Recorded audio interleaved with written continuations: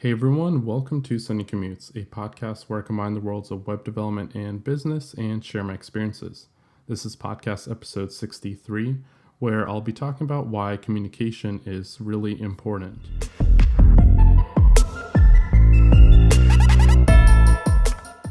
Now, this goes for anyone, and I think it's a really important topic to talk about whether you're a developer or you're in marketing or business or sales. No matter if you already think that communication is important to your role, or you're someone that thinks that's not because you're just writing code all day, well, then hopefully I can explain why I think it's important. And if you already do agree that it is, then I also am going to share some of the different ways that you can improve your different communication skills, including writing and speaking. So let me jump right in to explain why, even as a developer, communication is really important because you're going to be typically at a job in a company, going to be communicating with different teams or members of your own team. And this might include like other developers, this might include designers or business people, marketing, or salespeople. And even like directly with clients, it kind of just depends whether you're working in an agency or not. Maybe business analysts is another group of people that you talk to on a daily or weekly basis. And so, even in a developer role, like you're going to be talking with other people that might not be just about code.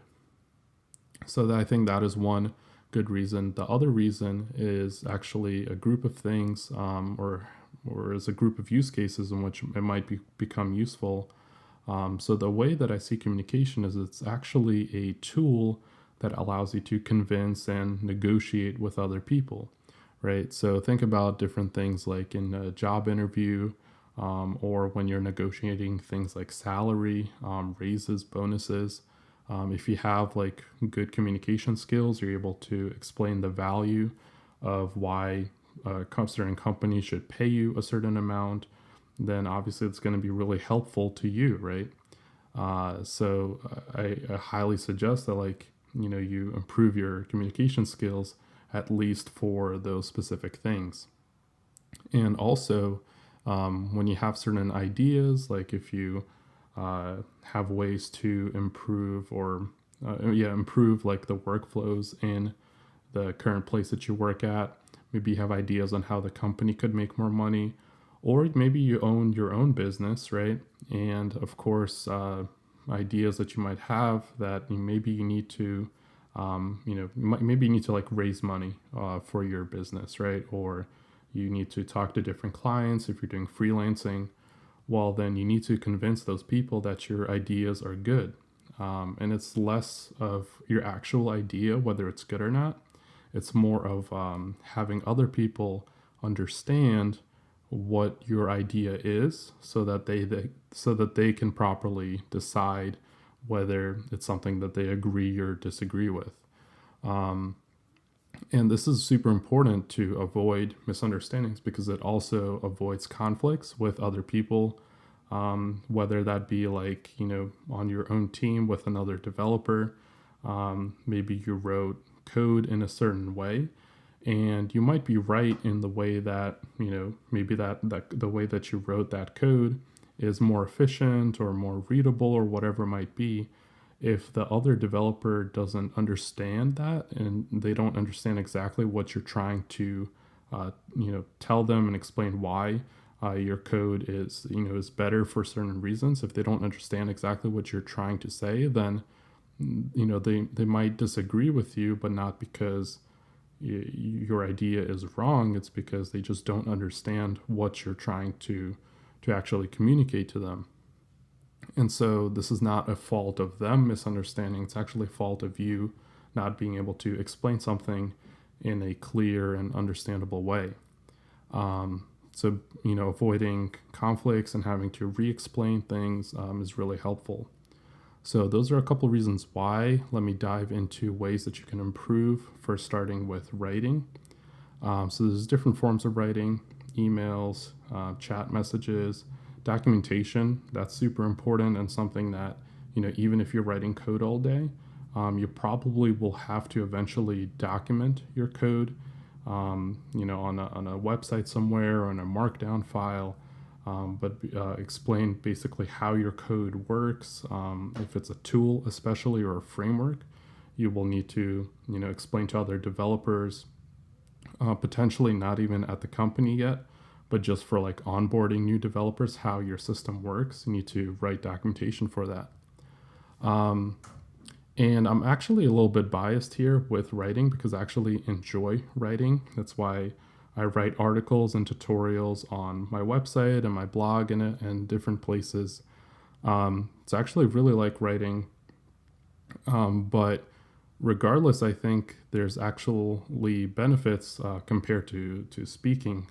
The reason why I think writing has a lot of huge benefits is because you're able to have more time. You have the opportunity to have more time to get your thoughts together and write them down, and you don't have to send it or you don't have to send it right away because you can just edit and revise that writing multiple times before sending the email or sending the chat message and so on. So writing is something that you're actually able to improve upon without a rush to, while you're speaking, like you have to figure out the exact words that you're going to say. So there's not really a lot of time there. But with writing, you can, spend a couple minutes or whatever it might be. If it's documentation or a tutorial, you can spend like multiple days revising that, right? So that can be super helpful. Now, how do you actually improve your writing? Well, the easiest way is actually to just fix your spelling and your grammar. And these are like super easy fixes. Spelling, there's spell check. Even grammar, right? There's autocorrect and things that help with your grammar. But I definitely suggest not just relying on the spell check tools and actually just learning, like for grammar, for example, learning the different forms of there. So with the ones, what's the difference between there with apostrophe and without? And there's actually like not a huge list of things to learn. Once you learn it once, then you're able to, in the future, have all of your writing avoid those simple spelling and grammar mistakes. And the reason why this is important is because when I'm reading something from someone, if I see spelling and grammar mistakes, my mind is not able to focus on the actual point of what that writing is. So if you're emailing me about some issue or something, my mind is like getting distracted by this grammar mistake, and sometimes that actually can change what you're actually trying to say. So the proper spelling and grammar can definitely help you to communicate accurately and effectively. The second thing that you can try to improve is to be concise. And what this means is to use less words with more meaning or the same meaning. So think about it this way. If you have, write out an email, right? And let's say it's like a paragraph or two, read through it again and look for words that are filler words or words that actually don't serve a purpose in what you're trying to say. So remove certain words and then read the email again. And if your point is still exists in the email, then just leave those other words out, right? You don't need to have a lengthy email or have a lengthy documentation or your message or whatever it might be. Just whatever your point is, keep your message specifically about that, and just leave any filler words and non-relevant words out. And finally, avoid jargon. This is huge, okay? Jargon is something that people think will make them sound smart, but the problem here is that when you're talking with, let's say you're a developer and you're talking with a designer, using jargon related to coding is not going to help you in any way. Like, it's not going to make you sound smart, even though you might think it does. It actually just confuses the designer in this case. So avoid jargon in cases where that jargon can confuse the other person. Jargon is fine, however, or not really jargon, but like, role specific words. Let's say you're a developer and you're like talking about code. You can use acronyms and abbreviations and and different things that the developer will understand, because it helps you actually be concise, like use less words without the other person getting confused. So that's great. So avoid jargon when you can. You're not trying to confuse anyone here. And this actually also applies to speaking. If you're talking with someone using big words when they're using big words that the other person won't understand when you're talking with them, they're either just gonna pretend that they know what you're talking about, and that actually becomes a bigger problem, because that creates a misunderstanding that you're not even aware of. So you might be trying to sell some idea or something. The other person will be like, oh, I don't know what that is, and they might not even tell you, and they will deny whatever your idea might be, or they might disagree with it because they don't know what you're talking about, right? And that's not in all cases. Sometimes actually, because they don't know, they're like gonna assume that you know what you're talking about. So kind of have to be careful with this one, but in most cases, I think that it's better to be clear and not confusing, because that, in the end, just helps people understand exactly what you're saying.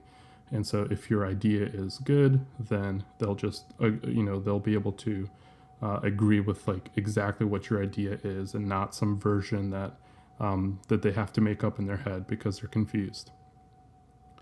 Now, in speaking, there's different types, of course, conversations, like I already talked about, meetings, demos that you might have to present, and speeches. Probably more rare to have a speech that you have to do, but definitely like demos of things that you might build, in different meetings, having to talk with people from different teams and stuff. So in all of those forms, I think it's important to one, slow down your speaking. This is something that I'm still trying to work on, but what this allows you to do is to have some time, because as I said, the difference between writing and speaking is that with writing, you're able to have more time to think about what you're going to say.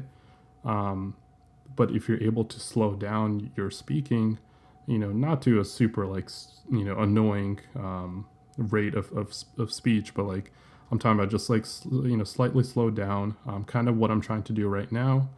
And this allows you to have some time to think about your next thing that you're going to say. So pause between sentences and phrases. And this is actually something that like a lot of people, like Barack Obama, for example, if you look up any of his speeches, he talks very slowly, and he also pauses between phrases and sometimes even words. And that actually also creates dramatic effect, gives the person you're talking to some time to think about what you just said. And just generally, I think this is a good suggestion for improving your speaking. And then this is actually a lot hard. Like, I've probably messed it up in this episode, but saying and definitely want to avoid. They're filler words. What you want to do instead is, this goes back to the slowing down your speech and pausing. Instead of saying in between those pauses, just don't say anything. Like, I could have said or there, but instead I just paused, gave some moment of silence in between the sentences, as you would when you read in your mind, a piece of writing, and you pause after a period and then you read the next sentence. There shouldn't be an or there. And this is something you just probably need to practice, and you'll get better over time. And yeah, and that brings me to a final point, just practice. Put yourself into more public speaking situations. Talk more during meetings if if you have something obviously valuable to say.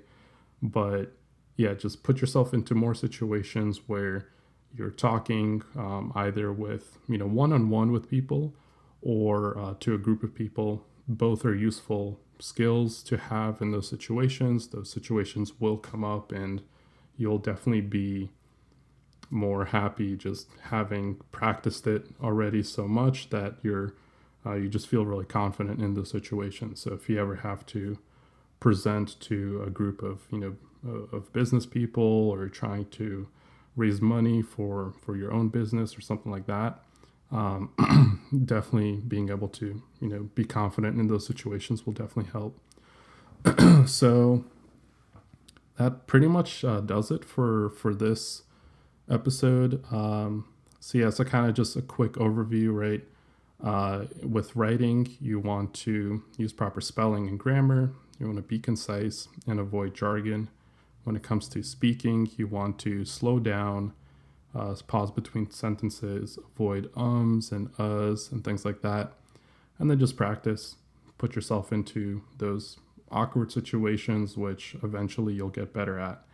And these are just things that also I'm trying to improve on my own. So yeah, we're all just trying to improve. And and this is, like I said in the beginning of the episode, communication is a super important skill no matter what you do, whether you're a programmer or someone that is actually using it every single day, like a salesperson. So super important. Hopefully you've learned something from this and you're able to apply. And let me know, if you are able to apply some of these into your daily situations. And yeah, so thank you for listening. You can follow me on Twitter and give me some feedback about this episode at SunnySingIO, and you can catch all of the episodes of the podcast on the website sunnycommutes.fm. I'll catch you on the next one. Peace.